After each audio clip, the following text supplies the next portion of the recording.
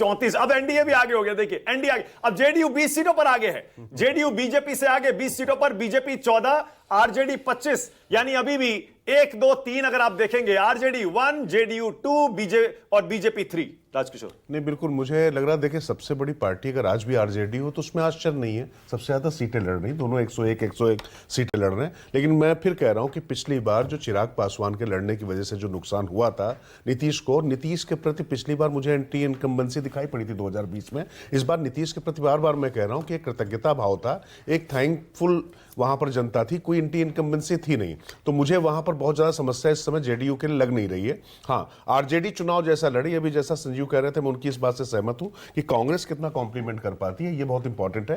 परंतु यह भी सच है कि कांग्रेस को, जो बात पंकज जी कहते रहे आपके शो में लगातार, कांग्रेस हारने वाली सीटें दे दी सारी, तो ये भी सच है, मतलब ये भी उनके साथ थोड़ा अन्यायपूर्ण चीजें रही। ओके, दरअसल उसमें डेडलॉक ऐसा बन गया था, कांग्रेस ज्यादा सीटें चाह ही रही थी, उसके बिना पीछे हटने को तैयार नहीं थी। आरजेडी ने कहा कि ठीक है, अगर चाहिए तो भैया ये ले लो।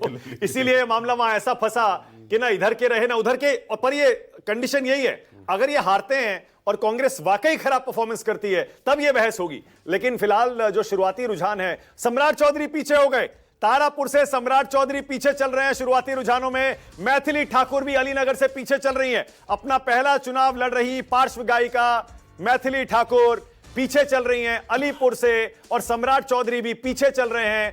ये दो शुरुआती बुरी खबरें एनडीए के लिए आ रही हैं, बीजेपी के लिए आ रही हैं। फिलहाल शुरुआती रुझानों में बीजेपी 14 है अगर एनडीए का ब्रेकअप देखेंगे, और जेडीयू 20। हालांकि दोनों 101 सीटों पर चुनाव लड़ रहे हैं। ऐसे में जेडीयू अगर बीजेपी से बेहतर परफॉर्म करती है तो जाहिर है यह माना जाएगा कि जेडीयू ने पिछले चुनाव के मुकाबले गेन किया है, जबकि बीजेपी ने पिछले चुनाव के मुकाबले उसका नुकसान हो रहा है। और महागठबंधन में आरजेडी 32, कांग्रेस 8 चौक 32, 4 गुना ज्यादा सीटें कांग्रेस से आरजेडी जीत रही है, और शायद 2.5 गुना ज्यादा सीटें आरजेडी लड़ रही है। इसका मतलब स्ट्राइक रेट के लिहाज से आरजेडी कांग्रेस से बहुत ज्यादा आगे।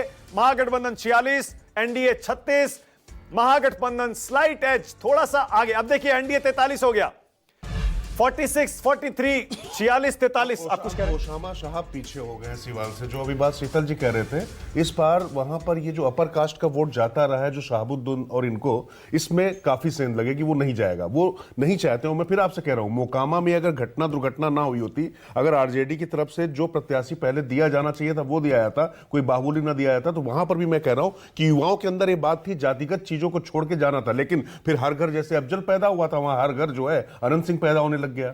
इस तरीके का जो भाव वहां पर पैदा हुआ, उस वजह से दिक्कत है। अनंत सिंह का चुनाव बहुत क्लोज होगा, अभी आप देखिएगा, अभी गलतफहमी में मत रहिए, देखिएगा। मुझे लगता है कि अनंत सिंह के प्रति जिस तरीके, चूंकि मैं गया था बहुत क्लोज, मैं भी गया था, बहुत क्लोज चुनाव है, बहुत मुश्किल है। और अभी क्योंकि वो आप इस वजह से कह रहे होंगे कि धानुक और जो यादव पहली बार ऐसा हो रहा है कि आरजेडी के साथ जाते हुए दिखाई पड़ रहे हैं आपको। लेकिन वहां पर जो पूरा अभी भी गठबंधन है, वो मुझे ऐसा लगता है कि अनंत सिंह को कोई दिक्कत नहीं है। अभी आ जाएगा ये सब। अभी थोड़ी देर रुकिए, अभी जरा ईवीएम खुलने दीजिए। संजीव, ये सम्राट चौधरी का पीछे होना शुरुआती रुझानों में, आर यू सरप्राइज्ड? नहीं, ऐसा नहीं है कि ये जो अब आगे हो गए, सॉरी माफ करिए। देखिए ये जैसे ऐसे बदल रहा है, हमें अपना विश्लेषण भी बदलना पड़ेगा। ये सीट विजय सिन्हा के लिए दिक्कत है, ये पोस्टर विजय सिन्हा प्रॉब्लम में होंगे। ये बात सही है। लखीसराय डिफिकल्ट है, विजय सिन्हा हार सकते हैं वहां, तारापुर नहीं हारेंगे वो।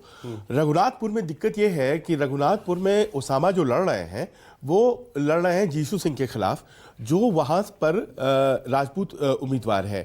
और वहां पर हमेशा से ये देखा गया है कि ये जो अपर कास्ट वोट है वो जाता था आरजेडी की तरफ। अब उनकी वजह से जेडीयू का जो उम्मीदवार है एक मजबूत उम्मीदवार के तौर पर सामने खड़ा है, इसीलिए बहुत क्लोज कॉन्टेस्ट वहां पर है।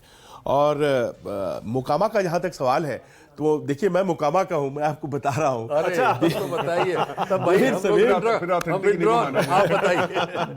सवेर जो है ना, आखिरकार नतीजे वही होंगे जो पिछली बार हुए थे। ओके।